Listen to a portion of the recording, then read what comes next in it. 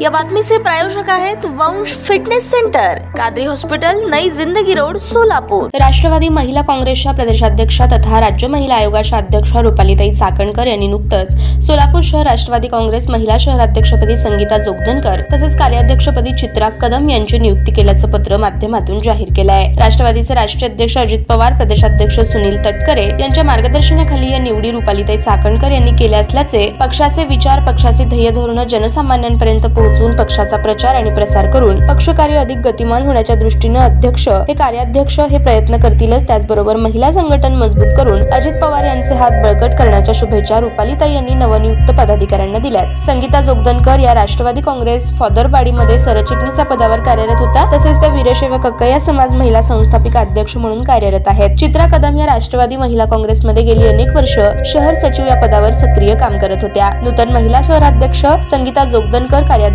चित्रा कदम यांचे राष्ट्रवादीचे जिल्हाध्यक्ष संतोष पवार, कार्याध्यक्ष जुबेर बागवान, गटनेते किसन जाधव यांनी अभिनंदन करून शुभेच्छा दिल्या। या निवडीबद्दल सर्व महिला पदाधिकारी यांच्यात आनंदाचं वातावरण निर्माण झालं असून सर्व फ्रंटल सेल आणि पदाधिकाऱ्यांकडून शुभेच्छांचा वर्षाव होत आहे। ताज्या बातम्या पाहण्यासाठी प्राईम महाराष्ट्र न्यूज चॅनलला सबस्क्राईब करा।